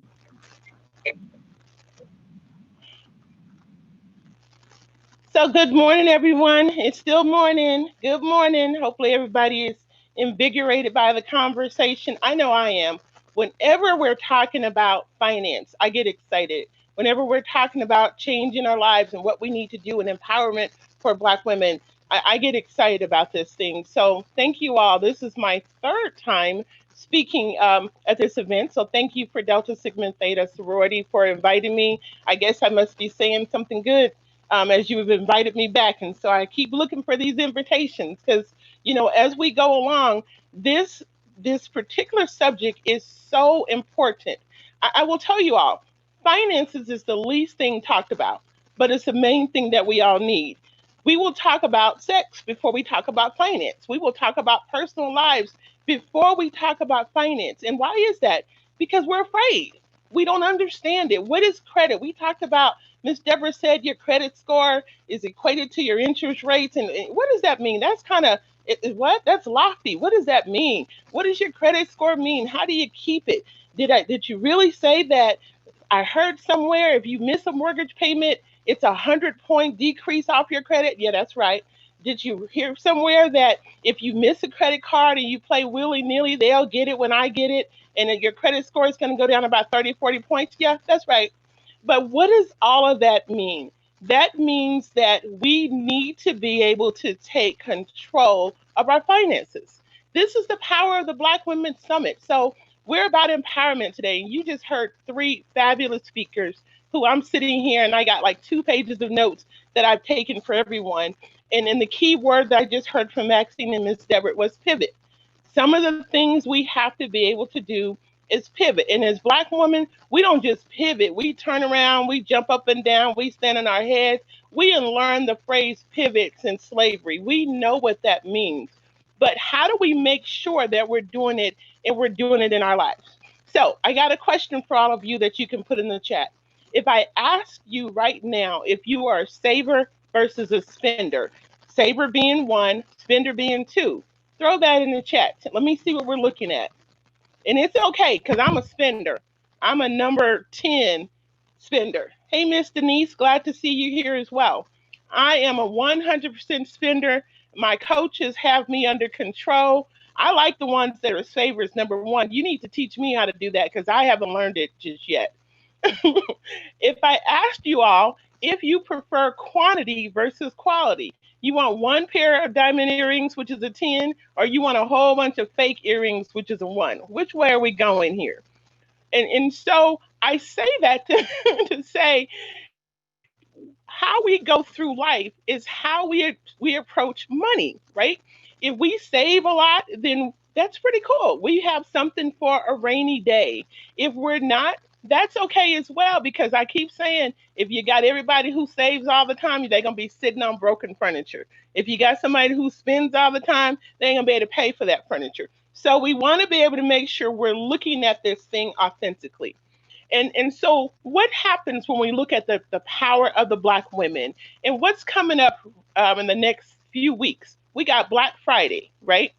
So Black Friday, if you think about it, it is an empowerment for companies. This is the reason it's called Black Friday is because they run in the red. They lose money all year long. And Black Friday is when traditionally companies have made up all of the money they've lost in this one Christmas season. They go into the black. So it's called Black Friday. But when you think about it, what does that mean? That means over the next 6 weeks, we're going to be influenced greatly to spend, spend, spend, and spend, and spend some more. And that's okay if you have that. But if you don't, I want you to be very intentional about thinking about this differently. And so when you think about Black Friday, we think about shopping, spending, holidays. You know, if we weren't in COVID, I've been there many times where I got up 4 o'clock in the morning and stood in the line for something I didn't need anyway, you know, because that was part of the Black Friday frenzy. But I want you to be very intentional about thinking about this differently. And I challenge you to think about the Black dollar on Black Friday and what we need to do to empower ourselves as women. You know, when you go through and you think about you're going to be influenced. I heard an Aretha Franklin song the other day for Walmart. It's You're All I Need to Get By. Now Aretha Franklin wants me shopping and spending. But when you're going through, intentionally think about and pause, what could I do differently? We've heard this morning about finances and savings and small business and approaching it differently. But think about what the greatest obstacle could be. You, because you control you. You control you in your approach to money. You control you in your approach to finances. And so that pivoting part is in being intentional. How do you change your overall focus? And what I call that is when you change your overall focus, you're not creating just personal wealth. You can be creating generational wealth. Because if you start doing things differently, it's going to trickle down to your family who's going to start doing things differently. You know, I love my kids. So kids were raised on a budget, and we talk about this all the time. When they were in school, you know, and I'm not going to age them or age me, but I used to give them their budget for lunch money per month. They got on the first of the month. So 2 of my kids understood that method of budgeting, right? And they would save their money and draw it out all month. My middle daughter would think it was hallelujah time. And so she would take her money and she would tell all her friends, I got money, I'm buying lunch for everybody. And she would. And so then day two, she would come back and say, well, Mom, I need some more money. I'm like, well, I just gave you your budget for the month. And she's like, well, I spent that. So you're going to have to take some tuna fish sandwiches to school for the rest of the month to make up that difference. And so she quickly learned that you can give it all away or you can start keeping some. So I want you to start thinking over the next few weeks of not just Black Friday and what that means, but Black empowerment and Black power as women and what we should be doing and being very intentional for our family. So I'm going to kind of give you 3 points because I was like actionable points. You know, at work, we hear this thing, SMART goals. And this SMART goal thing is, you know, how do we do things differently and strategically? I'm going to challenge you a little bit to think about financially some hard goals. And if you've never heard hard goals before, they are heartfelt, they're animated, they're required. And in some aspect, they could be difficult. So what does that look like for you? If you're approaching finance, right, and you're looking at it from a hard goal perspective, it's not hard as you think it is, but the H is heartfelt. If you don't really care about your goals and you're not trying to get somewhere financially, who cares if you got savings or spending or whatever it is? If you don't really care, then they are not going to be heartfelt to you. When you have something that's endeared to you, a goal that you're trying to reach financially, then they're going to be heartfelt. You're going to kind of go through and you're going to put yourself on a budget that actually will put you where you want to be. Think about this is 2020 and we've heard of the devastation and the loss and the job loss. But here's what I will tell you. 2020 is going to lead to 2021, 2022, 2030.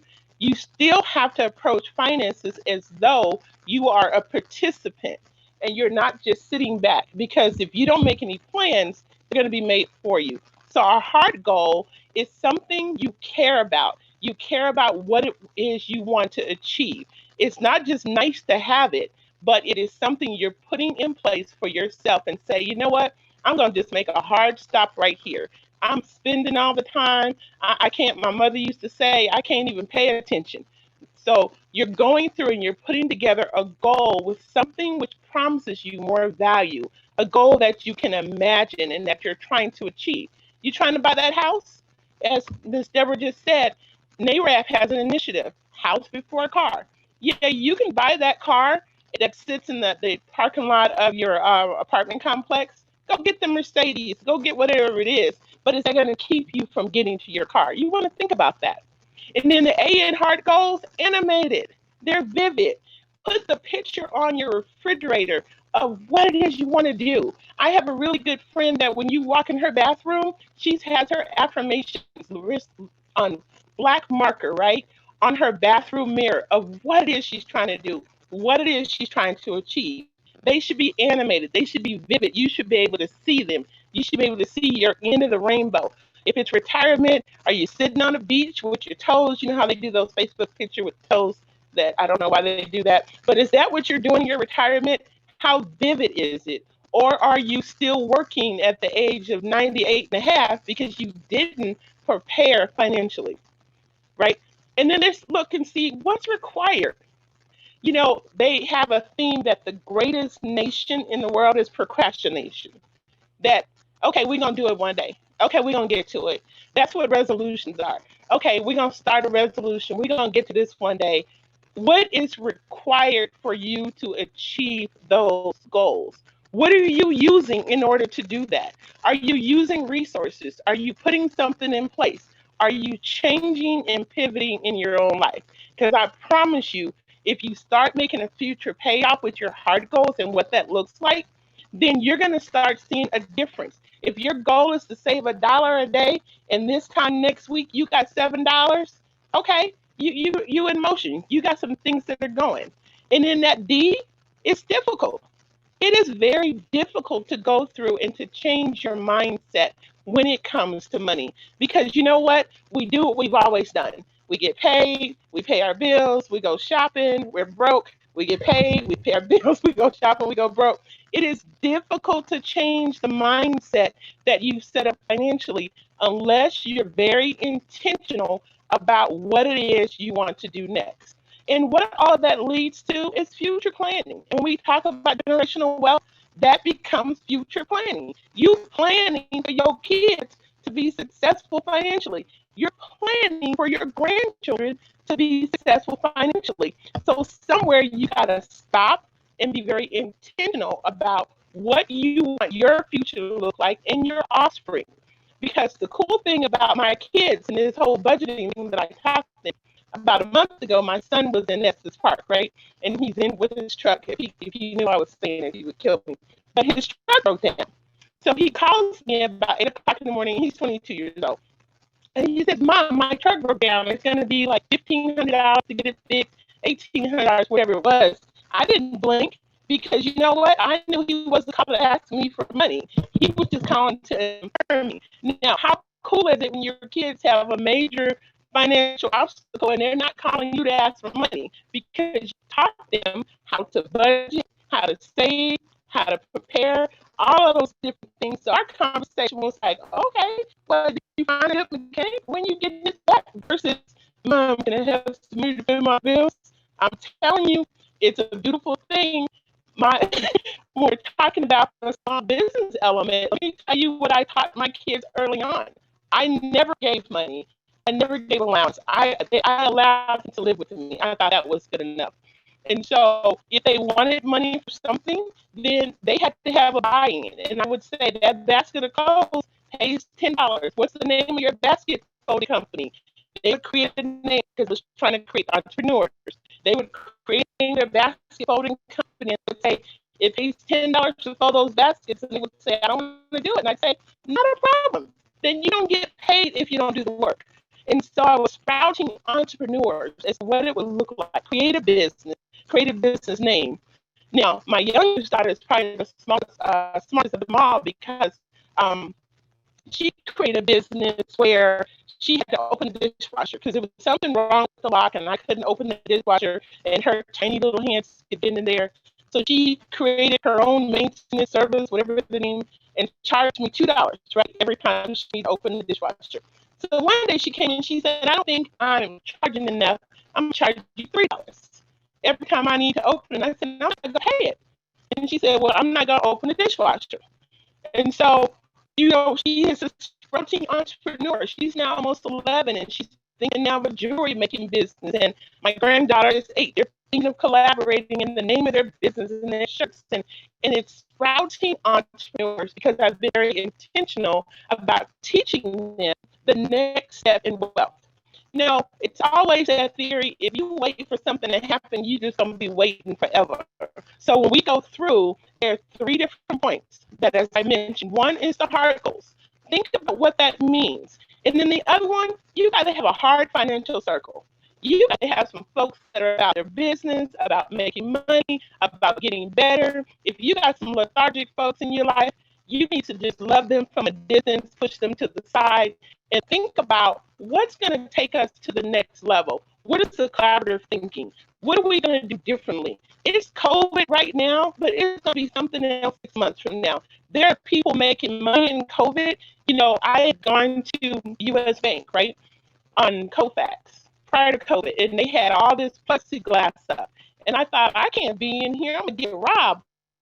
What got these security measures? But I tell you what, now that's the one that I go into because I'm like, oh, it's protected. I won't get coughed on. My money's safe.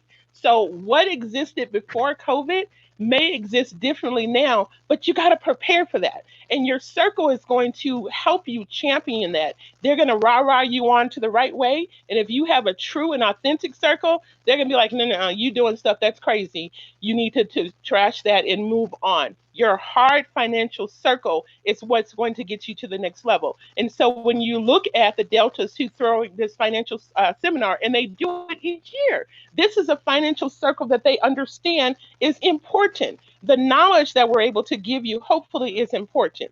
And then the other aspect that's mentioned, you got to have some hard financial goals. You got to write them down. You got to have some affirmations.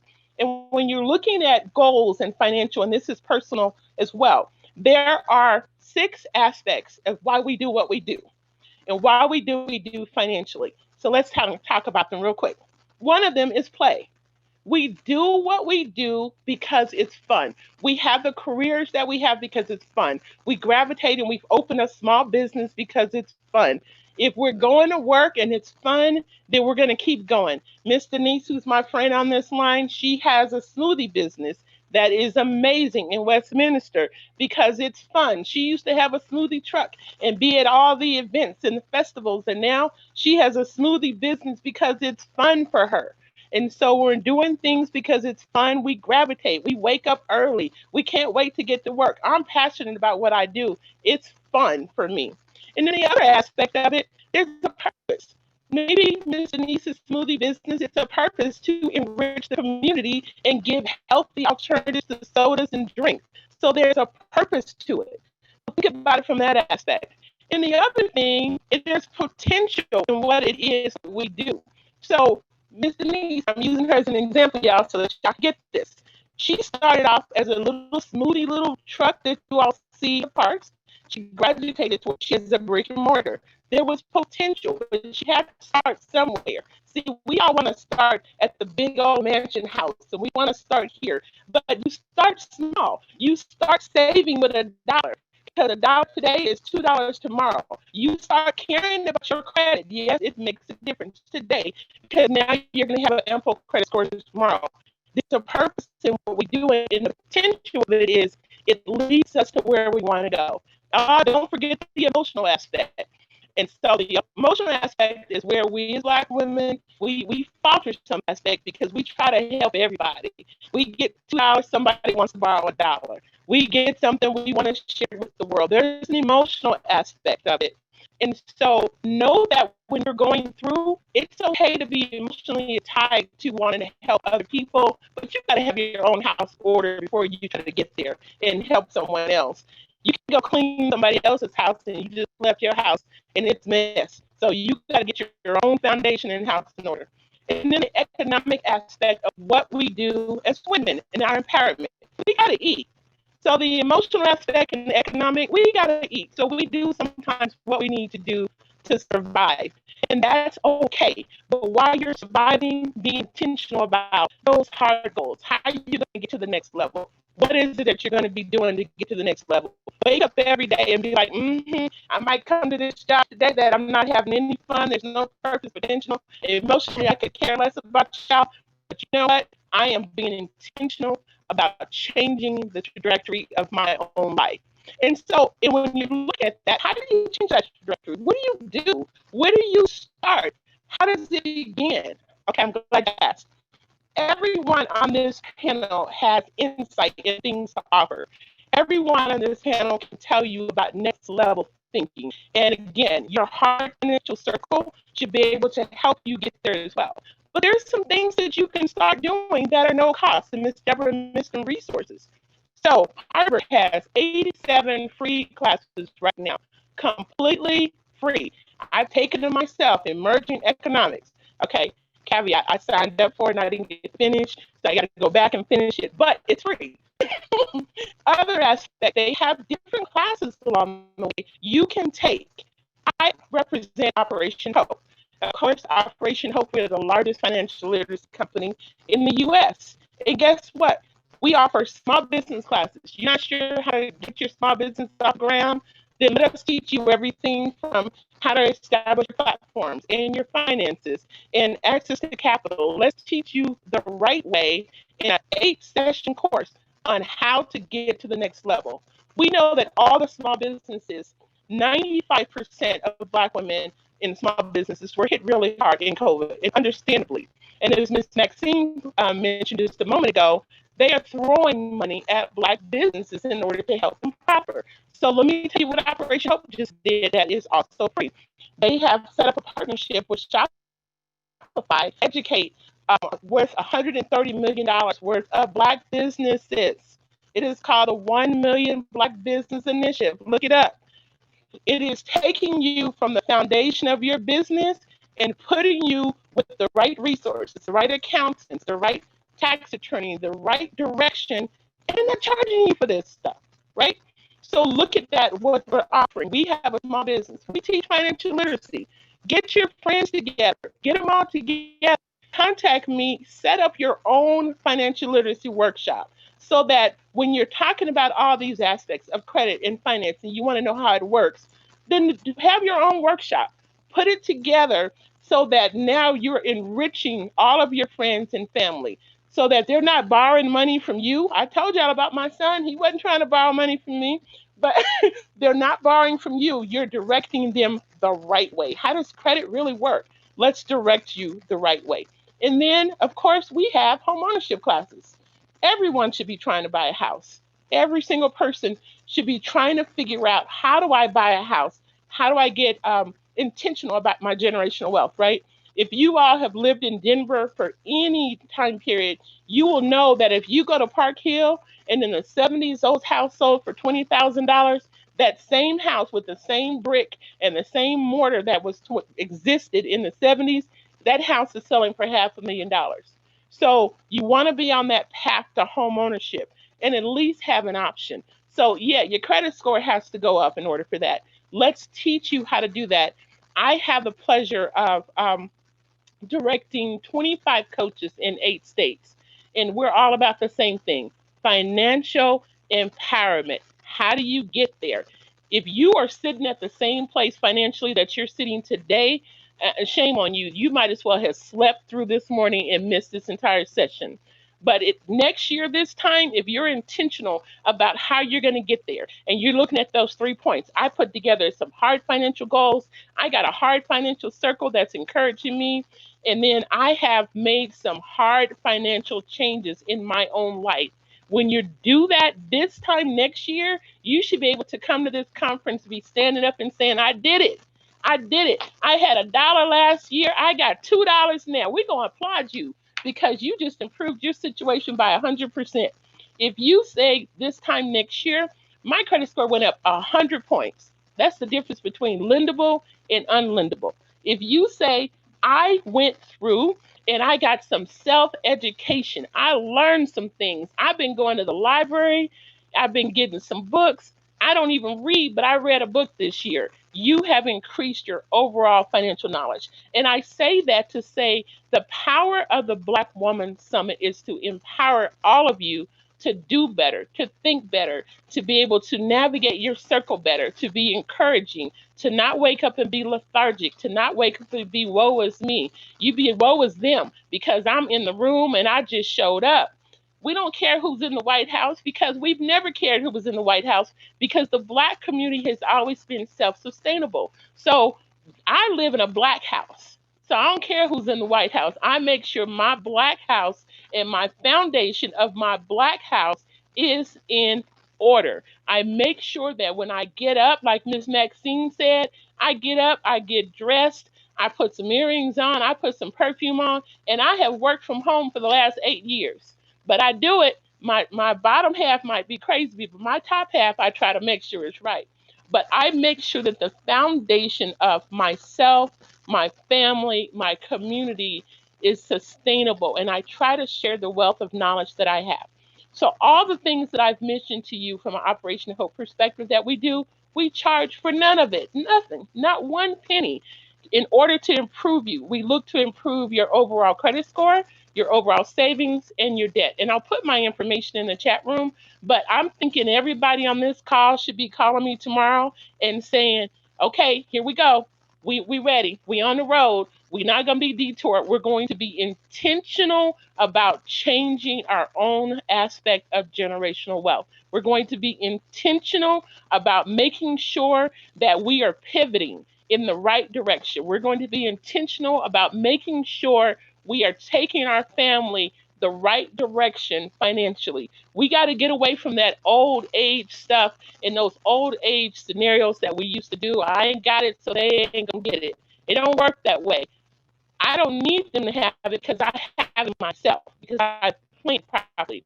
So if you've all taken nothing else from all of the discussions from these elite panelists today, that I'm just honored to even be a part, know that you want to be intentional about improving your own Black woman empowerment. Thank you all so very much for listening to me today. And again, if you have direct questions, I'll be here for Q&A as well. Thank you.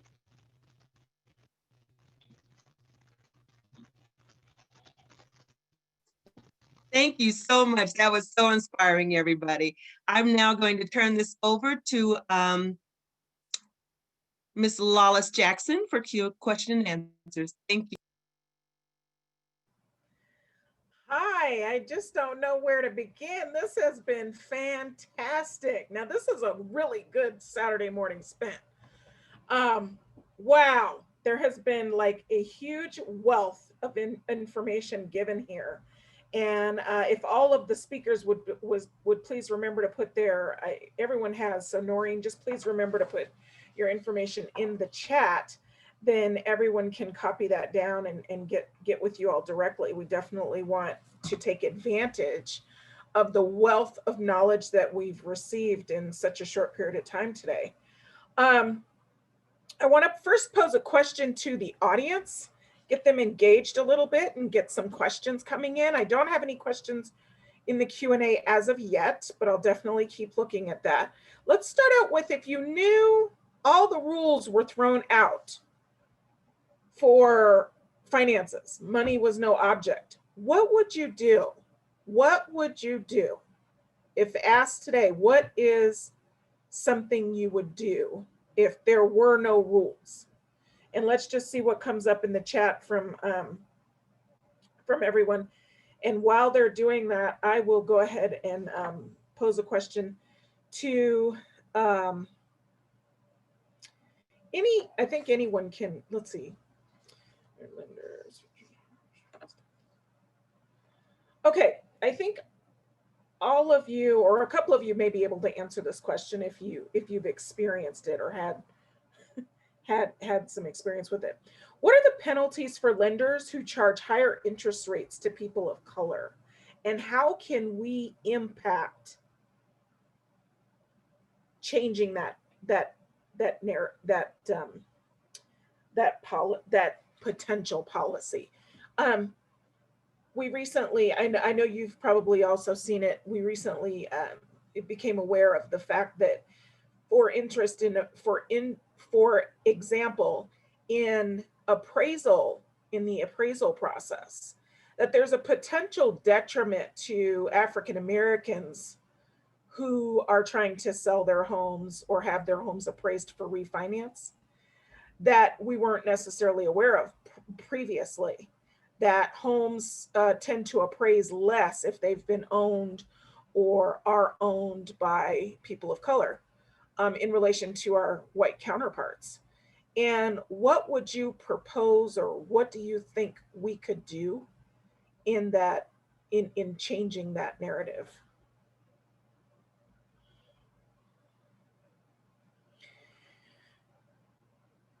Don't be shy. Any one of our panelists would like to take that question. So thank you. I think I'll answer that particular question. Having sold a home recently, is it true that Black Americans get less for their homes? Absolutely. And how do they know that we're Black? Unfortunately, we have to go through and change our homes in order to sell it.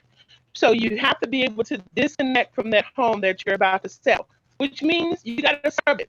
You got to take down all the pictures. You got to take down all the things and make it look as neutral as possible. And unfortunately, I sold my home recently, and I had the appraiser from hell, and he noted things. There were pages that were non-existent. There's a little paint missing from the windowsill. We know that that does not deter the value of the home, but unfortunately we have to scrub it. But the other thing that we have to do is not going into a sell of a home or a purchase of a home blindly. You got to get with some people that you can ask some questions. For some reason, we think we can't ask questions financially. We're selling a home. We think we can't ask a realtor question. We're buying a home. We think we can't ask the realtor question. Yes, you can. Tell me the process. Walk me through. What do I need to do? Do I need to change anything? Do I need to change my carpet? Do I need to take down some pictures? And if you're not getting suitable answers, then you need to trade who you're working with. That's right. Deborah, do you want to chime in? Chime in on that. I agree with Noreen. I mean, you know, when I list properties for American Black people or minorities, one of the things that I do is I do a walkthrough and tell them, you know, what to improve, what to change. And I always tell people to remove their personal pictures. Don't let somebody come in there and see that this is a Black home. The same thing with appraisers. Don't let them know that you're Black. And I think that's pretty sad that you have to do that, because you go into white homes and you see them personalized, and you know, you see pictures of their families and whatnot. But unfortunately, we have to do things like that, you know, just depersonalize. And that's pitiful to say, but hide the fact that it's a Black home.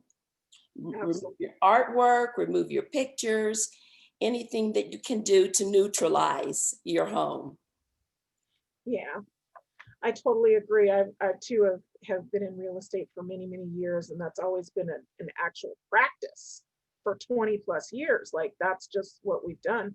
But I've seen lately that it's become highlighted in the press as a part of what we call institutional racism in our country, and more particularly in real estate. So thank you so much for the input there. Okay. Yeah, and Lawless, one other question, one other thing. There was a big article in the newspaper, and yes, I still read newspapers. Yesterday, one of the national organizations, Black realtor-related organizations, was suing Redfin because they're redlining, still redlining, you know, and they're you know, differentiating between the level of service depending upon where the house is and who's, you know, who's selling it. So, you know, this issue is very real. And so I'm not sure how you do it, but I think, you know, certainly we know that you have to be active in the community and politics and make sure you got people who can push some law changes through. Absolutely. Mara, can you define redlining for those who may not know what that is? Yeah, so, you know, it's existed forever. It was government sanctioned and probably still is, but you know, and the realtors can define this better, but you know, there's a particular line through which Black folks have to stay within, and realtors know it, the lenders know it, and though they act accordingly. And so if you try to go and live outside of that area that's been designated, then you will not be able to get the money that you need, and you probably won't be able to get the house that you want. So. And it is actually illegal, but you have to prove that that's what's happening. So the institute or so it's carried out more subliminally. It'll be like your realtor, if someone's trying to do that, your realtor is tending to take you over here when you're asking to go over here. So that's how you can kind of identify that for yourself as a consumer. Thank you so much. We did get some responses to our general question to the audience. And so it said, again, this is if money was no object or there were no rules, what would you do? So we got work from anywhere lifestyle while traveling throughout Africa and the Caribbean. That's a luxurious lifestyle right there. I'd be saving that $8,000 per month per the saving chart. That would require the rules to be thrown out and the money to be there in the first place. So 8K, that's alarming. Someone else would buy commercial real estate, especially a shopping mall. Developers are shady and we need to change the retail game. Let me know if you have anything you'd like to chime in on there, panelists. I would develop an entrepreneur course for African-American middle schoolers and high schoolers.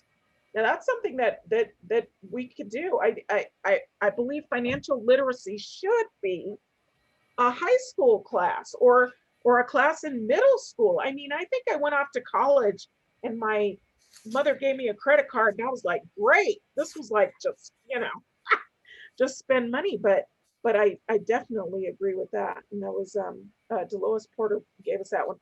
Create a camp for Colorado's young Black youth during the summer months. 1 month for girls, 1 month for boys. Own a beach house and a mountain house. All with zero debt. Zero debt. So Those are all great. Those are all great. And we're going to have Sora Michelle Bruton Brown continue with the questions for our panelists. Okay, is she on? Yes. Okay.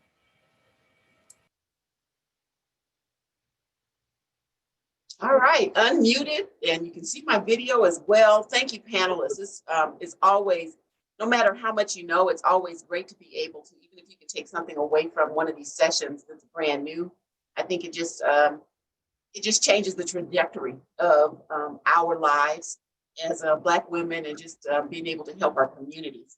Another question that we have, just as a general question, is, hey, how do you avoid a student loan?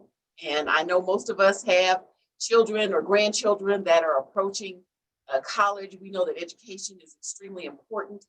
And we've also really understanding too that it doesn't necessarily have to be a formal education. It could be a trade education, but either way, they have to be paid for. So what's some of the advice about avoiding student loans? I'd like to chime in on that. I think that, you know, there are a lot of things that you can do, like, again, keeping track of your expenses, being careful with credit cards, cook at home, try and get free books as a student, you know, and trade books with your classmates and, you know, your classmates. Look at tuition-free universities to try and avoid those loans. The other thing is in high school, they offer IB courses and AP courses that give you college credit. So if you can take those classes in high school, they're going to count toward college, and those are free. You know, you're taking them at school. So getting college credit before you go to college. Of course, attending state schools and community colleges, you know, that could help you. Grants and scholarships And those are some of the ideas that I would throw out. Yeah. I like to chime in. I just had a daughter graduate, and I think one of the things that's a misnomer are those AP classes. The challenge with an AP class is then when you have to sit, you could go through the entire class, sit for it, but then if you don't get a certain grade on that exam, your college may or may not accept it. So it would be better to look into a program that is actually a college credit course, and they will let you at certain levels of high school actually attend a Metro, CU, whatever course, and then those courses will transfer. I think, you know, amen for AP. I forget what you took, water biology or whatever. But one, she wasn't going to be a science major, and two, she got a 4, and the school would only take a 5. So that was wasted money, energy, time. And yes, she got to touch the whale in Baja, California, but that had absolutely nothing to do with her marketing degree at Howard University. So, you know, we as parents also have to be educated as far as that goes. Yeah, I'd like to add also that if you have enough time, and that's usually the critical problem, people kind of wait, but you know, if you have kids or grandkids that are young, you know, even when they're born or even before they're born, you should probably look into opening a 529 plan college account. That's a great way to save money towards higher education. It's you put your money in, and in Colorado, depending on what plan you use, you can get a state tax deduction for your contributions. You can use the money anywhere. You don't have to just use it for Colorado colleges. And the money grows without any taxes. And when you take it out and you use it for education, it comes out tax-free. What a deal. But it takes time. You can't, you know, have somebody who's 16 and going to be going to college in 2 years and think that you're going to, you know, unless you win the lottery or something, certainly. But that's an excellent way to save money. Another a place that people sometimes forget about is if you have a life insurance policy that has cash value in it, you can tap into those dollars. If you funded it appropriately along the way, you can tap into those dollars and use that towards their college. You know, an interesting point is that the dollars that you take out of your insurance policy does not count against them when they do the financial aid package. That's huge. So, you know, you just have to kind of do your homework and go with it. So, Deborah, you got something you want to add? I wanted to add too, during the COVID, I believe the government of Colorado said that all people that were graduating last June can take community college for free. I know there's a lot of paperwork you have to fill out, but you might as well go and get your 6-month certificate or a 2-year whatever and do whatever you can and transfer there, because with the virus going on, that's what they've done for them. So it's another good thing. Let's switch from college. That can be a depressing topic. Let's go to entrepreneur. Let's talk about relationships with bankers and how that can or cannot help or harm you, and what we need to do to develop those relationships. So for our entrepreneurial panelists, if you could help us with that a little bit.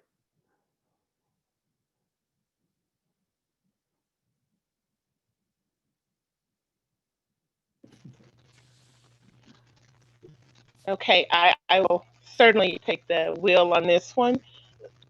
Just so that you know, when you start a business as an entrepreneur, if you've never heard this before, if you've been in business for 49 years, but you do not have a bank account, you are not in business. You are in business the day you open a business bank account. And that is how you're viewed when you're looking at access to capital. But let's have a reality check here. Businesses and banks are not just floating money out there for no reason. They're doing it to make some money on you and it make interest. So you got to have your house in order. Again, I mentioned the PPP loans that were just distributed. They had, you know, millions of dollars to give away to help in order to sustain your businesses. Those businesses that were able to benefit had their financial house in order. They had their bank account. They had their finances, all the different things, so that when you go to a bank and you're looking for access to capital, then they're able to give to you. The ones that were not able to walk away, you want to think about from a personal financial standpoint. They look at that as well. Businesses, banks give businesses money to make money, right? If your personal finance is not in order, if your credit score is 454, you might have the best business plan since Noah built the ark. But if your credit score personally is 454, what that tells me is you can't manage your personal finances, you won't be able to manage your business finances, and you're going to have to keep building that ark with your own money. Thanks for kicking that off, Noreen. I was having some technical difficulties and couldn't get to it fast enough. I wanted to add to that and underscore what she was saying, because when I first launched my business, I had gotten a recommendation for an accountant who ended up not knowing my industry.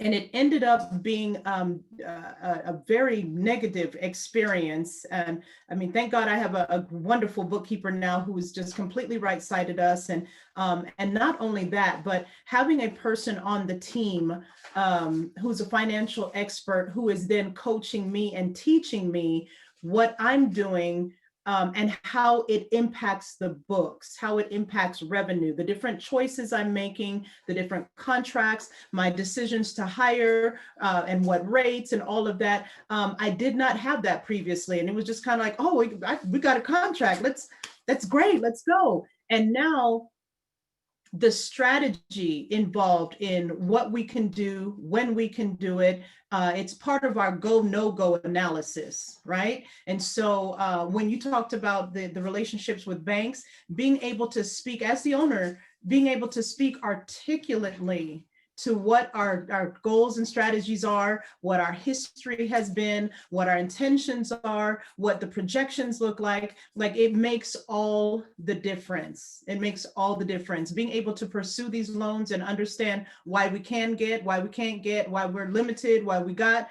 it's all interconnected. You know, most of us start a business because we're great at widget making, right? So you go out and you do your thing, but we don't necessarily, put that same level of importance on creating a team. I think it's Robert Kiyosaki who talks about making sure that you have a team. You're not, for those who are not, you may not be the expert at accounting. You may not be the expert at marketing. You may not be the expert at business development, but making sure that you've got, wherever your gaps are as the owner, making sure you're partnered with individuals on your team who bring that strength to the table. That totally helps also with when you're going to the pursuing the bank, for them to see that you've got systems in place. More often than not, over 90% of African-American owned businesses are owned by sole proprietors.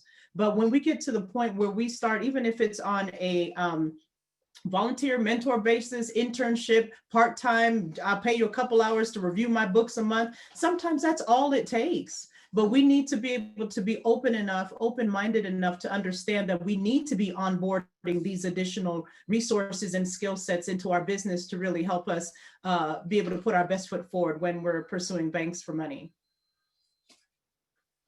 Thank you so much for that response. I think this is a great segue now. I know Ms. Noreen talked about having the Black House in order in our foundation. And one of the things that they tease me about is saying that I'm always continuously balancing debits and credits, but that's because of my background. But I just have a simple question for everyone. Do you know how to balance a checkbook? You know, it's hard to teach something you don't know. And, you know, how many of us are living by that? Ooh, let me see, the ATM balance says I have this amount, but, you know, are you balancing your checkbooks? Do you have a program in place to keep your records in order? I mean, there's nothing like at the end of the year, I push that button on QuickBooks and the tax attorney gives this amount. I know what's in how much contributions I've done. I know what school expenses, kid expenses are out there, and it's imperative. And I think it's, you know, can anyone speak to that about, I know, Ms. Noreen, you have tons of classes, but do you just basic bookkeeping? And I mean, yes, when you get to a point where somebody will look at them for you, but if you don't have your books in order at first, it's hard to look at a book when somebody's handing you a box of receipts. And I have had people come to me at the last hour asking me, I do not do taxes, but they want me to help them get their stuff together. And so that's something, you know, to think about. Can anyone speak on that?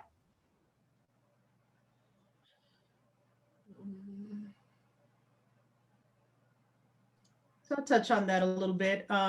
ever since I was a teenager, first of all, I'm an immigrant. I came from Jamaica. And so when my parents came here, like we were all learning together, and they were very intent on making sure that we were aware of several things. Matter of fact, they knew nothing about the educational system or any of that. And I wanted to go to college. So I made sure that I, found my own way. So I've ended up with an academic, vocal, and basketball scholarship because I was going to college.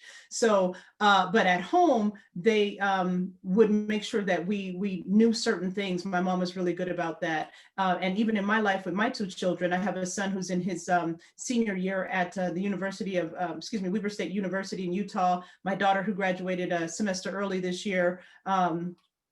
I call them coachable moments. We cannot rely on the institutions to teach our children life skills that they should have and more often than not will not be exposed to, other than the intentionality of us teaching them. So walking them in a bank, telling them this is a teller, this is this, and getting them a card, and then standing back and next time letting them do their own transactions. And they'll sometimes turn back and be like, Mom, what do I say? And I'm just like, just have the conversation, ask her, what does she mean? Teaching them to not be afraid of having financial conversations or engaging with the financial institution, like, making sure that you're managing your check debit card, sitting down with them with their purchases. Like Noreen said, it's a budget and don't budge it. It needs to stay right where it's at for it to work. So, so that's the little bit that I would add to that. I'd like to add to that as well. I think we have to make it our responsibility to teach our kids how to balance checkbooks and do the basic financials, because it's not a requirement in high school. There is a consumer education class that they offer in high school, and that does teach the kids some basic finances, how to manage a checkbook, reporting, the importance of reporting your transactions, recording them, I should say, the importance of reviewing your monthly statements, check that your balances match up, address any fraudulent activity. And if you're going to do that, you've got to be quick about it. If someone writes a check on or takes money out of your account and you don't keep looking at your account and monitoring your account, you're not going to know. And I personally try and check my account on almost a daily basis, at least a couple of times a week, just to make sure that there's no fraudulent activity. If it goes unnoticed, the bank is not, it's going to be difficult for you to prove that that's not your transaction. So quick action, I think, is very important. And of course, reviewing your monthly statements from the bank. And again, we need to take that responsibility on to teach our kids these things, because it's not happening in schools. Exactly. Final thing. Sure, Myra. More and more people are not using checkbooks, especially the younger generation. They don't know what a checkbook is, but that does not relieve us of the responsibility of paying attention to what's going on in our accounts. Banks do make mistakes, so you can't just think that what you see is gospel. You want to make sure that you know what's going on. Nobody's gonna pay attention to your money like you will. Nobody has a vested interest in your money more than you. So I think that's the attitude we have to impress upon our kids. Great. Thank you so much. We appreciate the dialogue that's happened.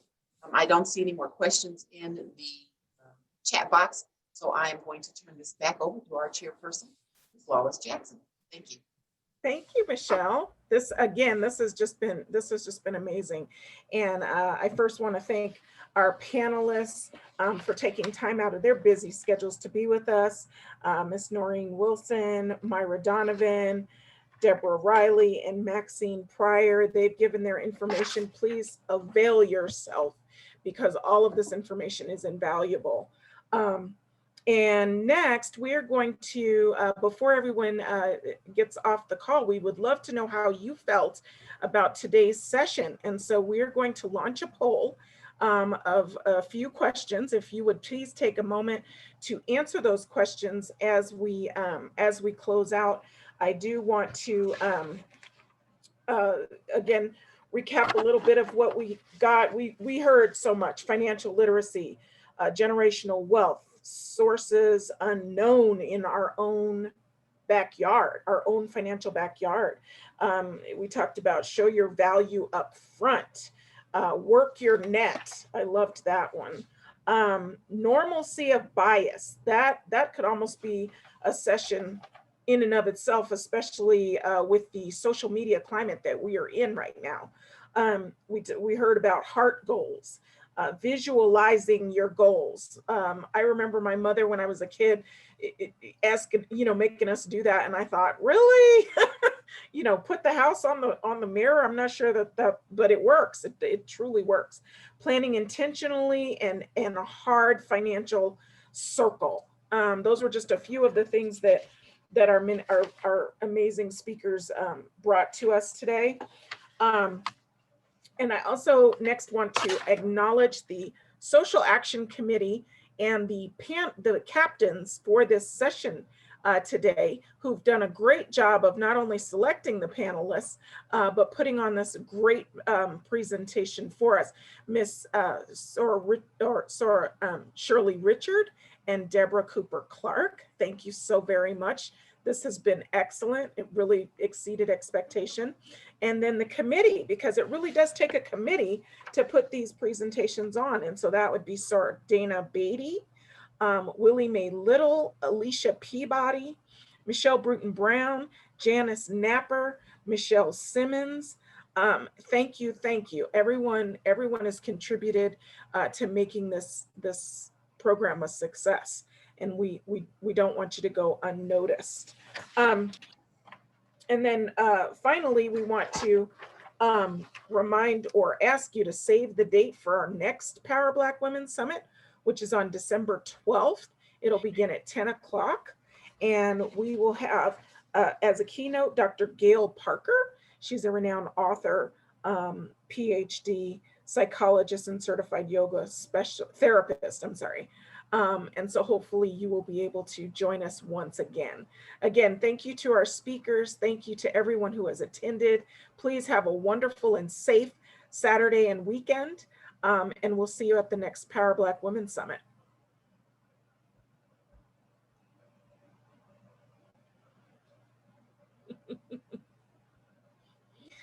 We still have the poll up, so please complete that.